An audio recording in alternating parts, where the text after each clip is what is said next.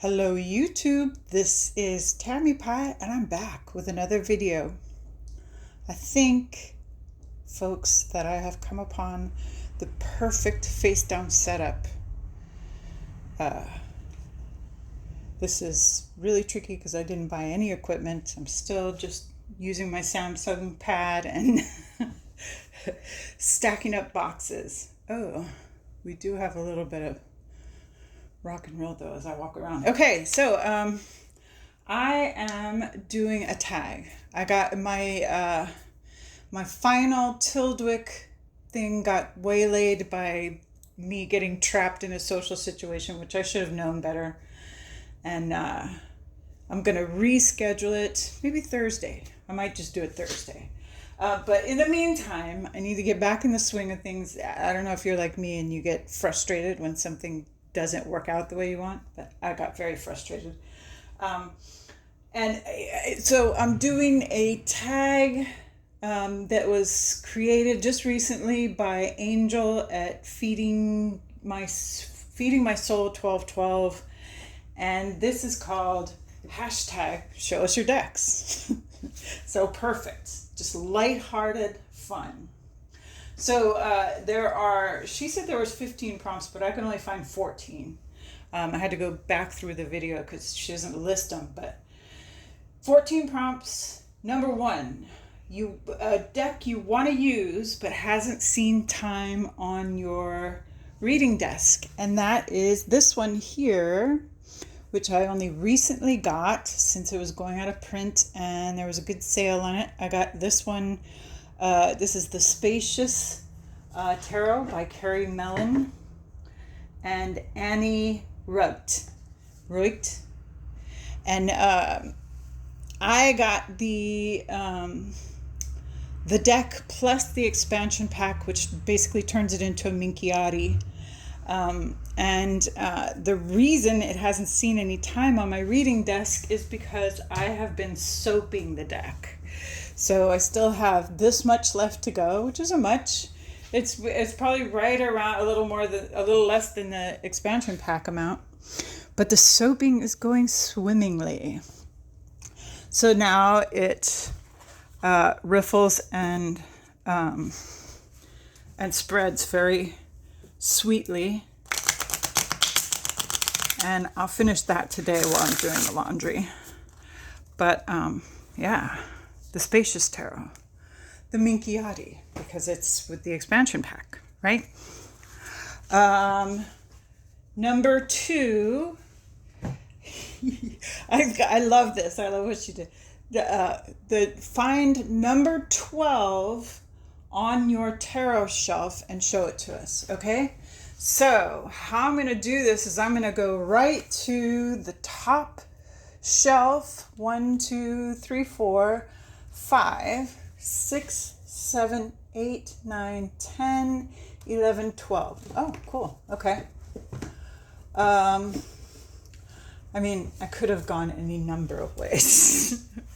But number 12 for Hawka Tarot. MJ Cullinane is coming out with a new tarot shortly. She's really been putting out a bunch of stuff, right? So for Hawka, this is my fairy deck. This is the deck this is how I see fairies. And I last night kind of had a dream, like a waking dream that felt like a fairy, which doesn't surprise me entirely. Today is Monday, April 21st. It's the first day of the first decan of Taurus. And last night I went to a dinner party with my daughter, her husband, and my granddaughter to their friend's house, which I guess they're kind of also my friends at this point, but really it's their friends. And it was, well, you know, it's the Christian death cult. And very Eastery, and lots of bunnies, and huge, vast amounts of food. And a good time was had by all. It was a nice little social thing, and I did enjoy myself. But when we got home, I was really, really tired. And you know, when you get brain tired from being social with people, and you're not necessarily the kind of person who is always social, that's where I was at. And so as I was kind of drifting off to sleep, I must have been thinking about things. And I woke up in kind of the middle of the night and had like saw a figure kind of like this out of the side of my eye. And I don't know if I was necessarily awake or if it was just in my like secondary sleep phase. I don't know. But interesting, no? So that one is the Hawka Tarot by M.J. Cullinan. Okay.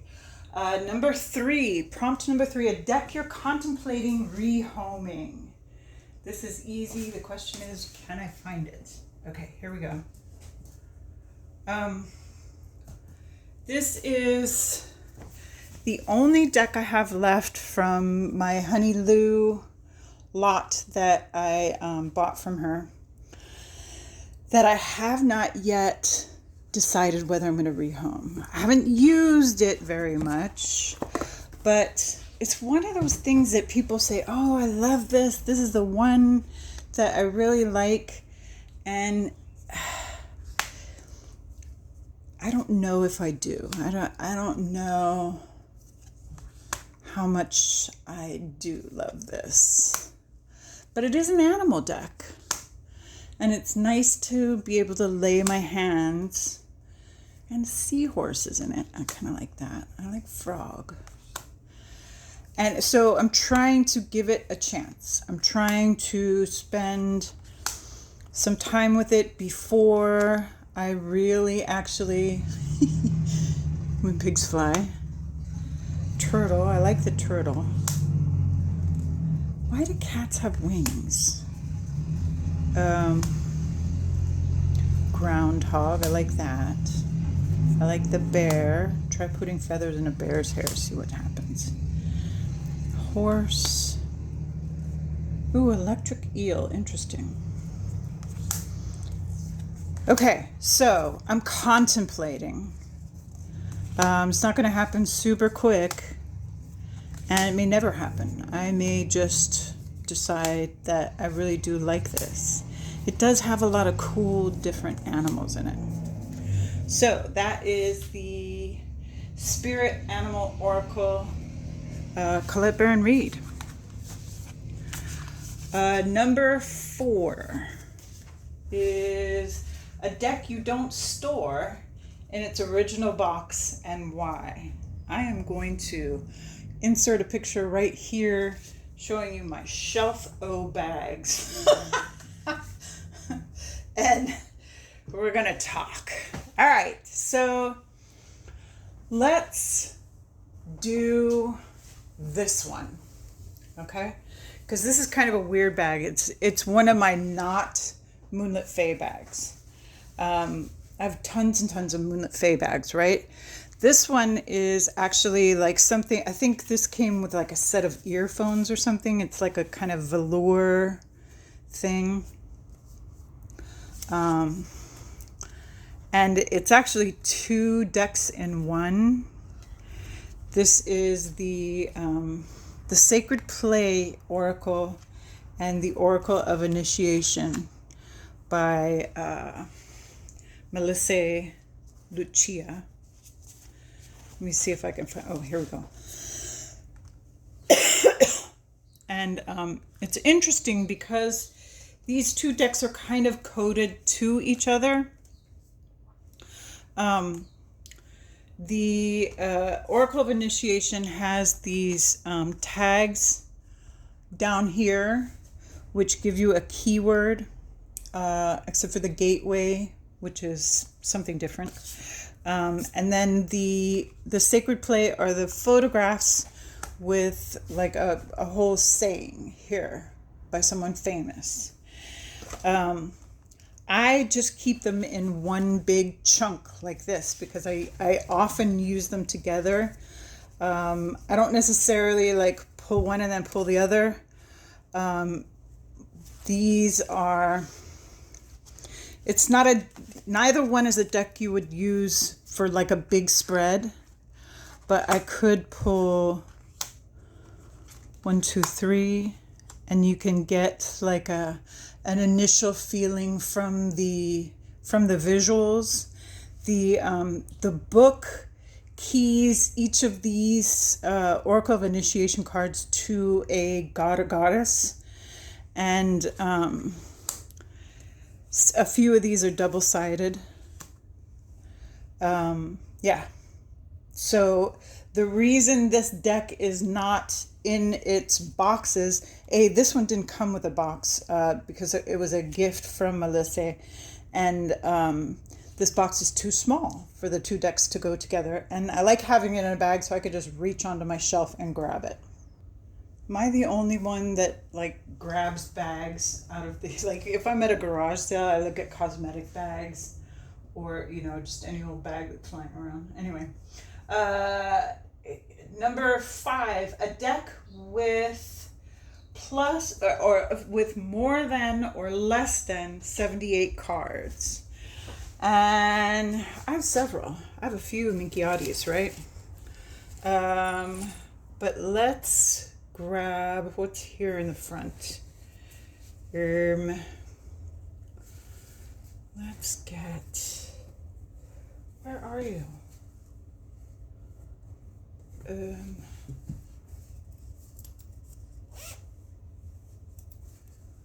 Where is she? Sorry.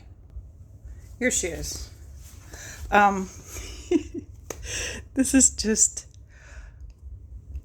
is a deck that was a gift. It's in a Moonlight Fay bag with the black kitty, which is in reference to Julie at Peekaboo Rose, who is the creator of this deck. And this is the notorious JBG Pocket Tarot. And she has a bunch of extra cards. And honestly, at first, I took them out and picked only 78. But in the end, I love all of these cards. And so I just keep them all in there. So this deck, although it isn't a Minchiati because the extras are like extra 3 and extra 10. And I think there's an extra lovers and an extra death. I forget what the extras are exactly. But I don't care.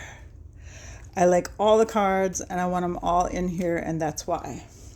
So that is the notorious JBG. It's available at Make Playing Cards by Julie at Peekaboo Rose.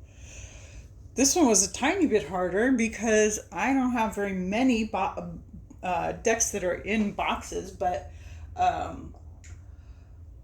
prompt 6 is a deck with a cloud on the box, and the Somnia Tarot by Nicholas Bruno has clouds on the box. This is another one that I still haven't gotten a lot of use out of, but I'm coming to it. I'm enjoying this. I thought that the Pentacles were going to give me heartburn, but they really don't. I get it. And I like it. And I'm into this. I'm thinking this actually is kind of a shadowy, kind of a what's inside you that you don't want to let out type of deck. Which, when people go, oh, shadow work, I'm like, well, yeah, sometimes it's stuff that you just are holding in. Right? So that is Somnia Tarot, and it has a cloud on the box. This was also tricky, but a deck that I've not shown on my channel ever. And I just recently got this. This is the Telos Tarot. It has been on my Instagram a little bit. But this is a deck by M.M. Moline, taken from the Descriptions in 777 by Aleister Crowley. It is her latest deck. Princess of Discs, Princess of Swords, Princess of Cups, Princess of Wands. And if you're familiar with Thoth, you'll see the influence in this artwork. We'll just go through the quartz for now. But this is particularly beautiful. It's on this like deliciously soft cardstock, so it shuffles beautifully. Not that I've shuffled it, but I can feel a little bit of majors. Yeah, let's do a little bit of majors, because why not? The Aeon, the Sun, the Moon, the Star. Yeah, so you can see the frothiness of it. The Devil, Art, Death, Hanged Man, and Lust. That's a good place to stop. And yep, I sure enough did put that right back in order. Okay, a deck with a different animal from a lion in the Strength card. Okay, hang on just a second. I can find something quickly. Just a second. Okay, and this is harder than you would think to find decks that have different animals. You would think, oh, that people do that all the time now. They don't. Okay, so I'm going to show you two. I'm going to show you one that's far and away out of print. I think it's out of print. But this is the Healing Waves Tarot. My little Moonlight Fay bag. And her Strength card is I believe this is a tiger shark with a mermaid. Which for Healing Waves, yeah. That is absolutely a Strength card. Here's some more of the deck. It's just a very calm, sweet,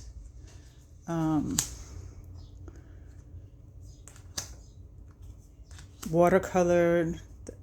These watercolors were done with ocean water. But it's been out of print for a while. And as far as I know, it's not coming back. But they've done some more decks. So I'll show you a deck that is not out of print. It's still indie, but that's the Heartwood Tarot. And it has a little mouse with a danger worm as a snip. And that's definitely a whole strength thing. Talk about courage. And this is, of course, Stephanie Burrows and Adam Oehler's latest offering. That is Until the Winding comes out. And I leave in the extra oracle cards that I got with the deck. They are into the next printing, I believe. So the new iterations of these decks will be printing. I think this one's staying the same. Okay, next, number 9, a deck that comes in a box. I think the only ones I have that are like this are my Kim Krans decks. And I think just these ones. I probably have, well, The Queer Tarot also comes in a box, but I got it not in a box, The only boxes that I have with me here, my outer boxes are with the guidebooks back in Yakima, which I may have found a way forward, by the way. There's been conversation going that I might be getting my decks back. So that is really, really cool. I'm really, really happy and hopeful. Yeah, these decks, the archetypes, the alchemy, and actually the animal spirit and the wild unknown tarot all come in a box that holds both a box with the tarot cards in it and the guidebooks. So, box in a box. Yeah. Number 10, a deck that would not appear in my top 10 video. All right. Hang on just a second. Okay. And it isn't that I don't like the deck. It's that I am still on the struggle bus with this deck because the guidebook is super wordy. It's got a lot of back and forth because it's the Shakespeare Tarot. This one is by Welkin. It goes back and forth with the plays and why it connects to other cards in the deck, and there's a whole lot going on in the cards, and it's just I'm struggling, people. And I thought I was just gonna pick it up and know it like I have with his other decks. But this is why I haven't gotten the Gnostic Tarot either, because this is heady stuff. This is stuff that you got to read, and you have to connect, and you have to give yourself time and a little bit of layered onion skin learning in order to really get it. And I'm not there yet. I'm going to have to do some more Shakespeareing, read some more of the guidebook. And yeah, so this one is not going to show up in the top 10 unless it's top 10 of like hard to learn decks that give your brain a cramp. Yeah. Which is not to say that I've given up, because I haven't. I will continue until I figure it out. Oops. Okay, a deck that you associate with the color green. All right, hang on. So there are several. I have several decks that I associate with the color green. My dragon deck, of course. But definitely this one in Moonlight Fay ribbon wrap is the Alchemical Tarot. It is edged in green. The backs are predominantly green. And this one, all the borders are green. And the strength card is the green lion. Where is it? Ooh, there's a nice dragon for the King of Staffs. Where are you? Ooh, love that ace.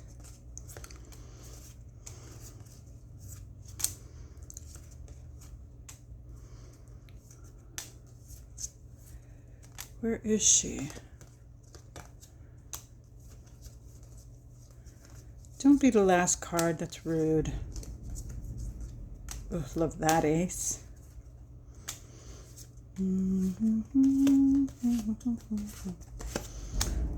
Okay, come on, really? I'm doing the thing. The actual thing where it's the actual last card. Well, not the last card, the second to last card. It's the green lion, right? So, of course, green. And that is the Alchemical Tarot. This is the 4th edition. I'm so stoked I didn't get the blue edition because I'm going to get the reimagined one. The newest, latest one that he did. Okay. Next, prompt 12, a second-hand deck that was like either off eBay or thrifted or something like that. Let's see what I've got. I've got a ton of them. I could show you several, but let's show you this one. This is also like some kind of utilitarian bag that I got, but it's also wrapped in this kind of 70s crunchy velour. And this is my Tarot of the Closters. It's a real one. And my friend found it at a garage sale along with a couple other like outrageously out of print and totally valuable. I believe I got my my copy of the Llewellyn Buddha Tarot from the same lot. She bought like I think 4 or 5 decks, maybe more, for like $20. It's just people that don't want them anymore, right? So they just, this is in my aunt whatever's chest of goodies, and yeah, sure, $20. Take it, please. This is the kind of stuff that spoils us, folks, when you find something. And this is the other round deck that I put up with in my life, just because it is so cool.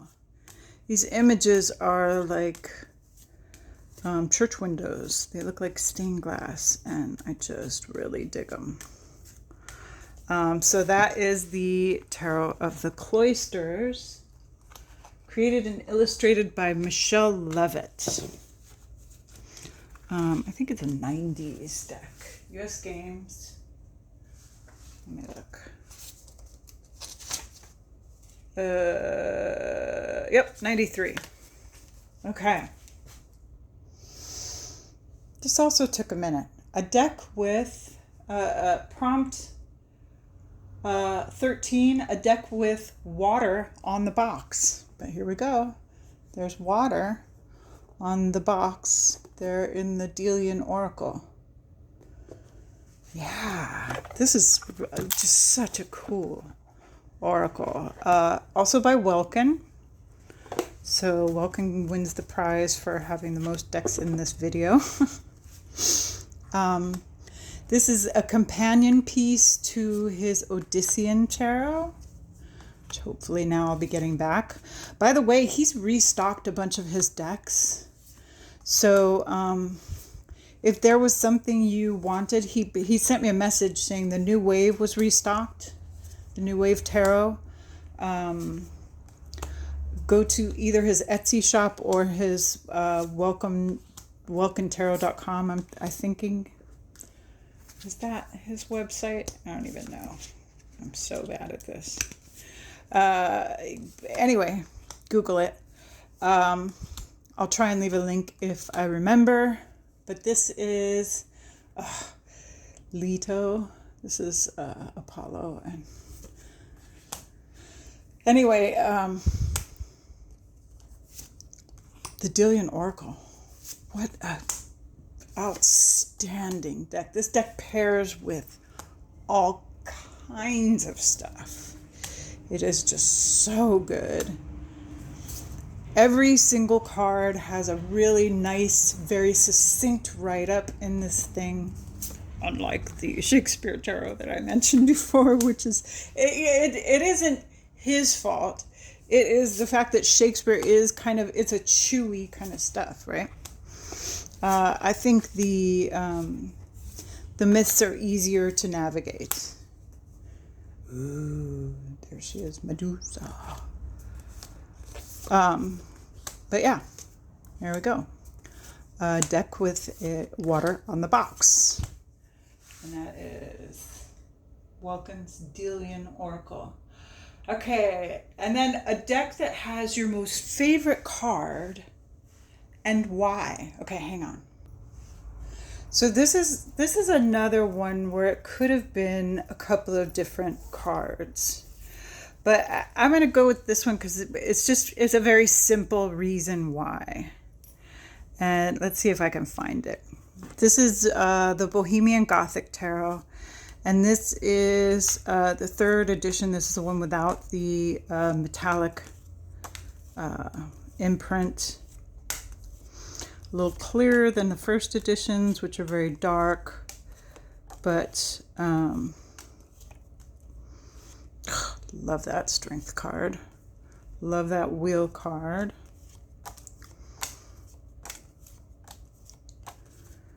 Where are we? Come on now. Okay, here we go.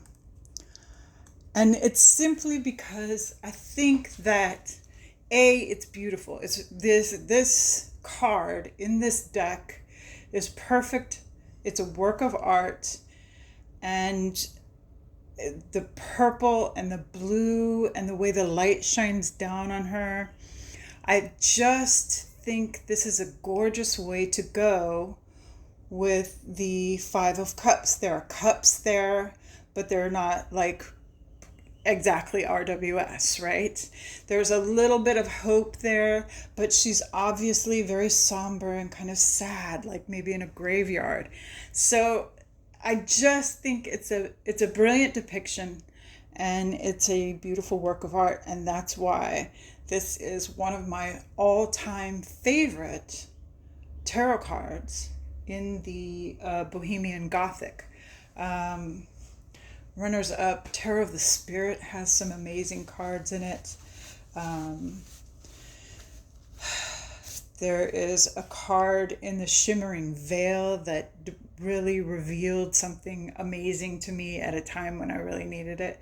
But I went with this one, and we are at a little over 30 minutes, so that's about enough of that. And thank you, Angel, because this is exactly what I needed.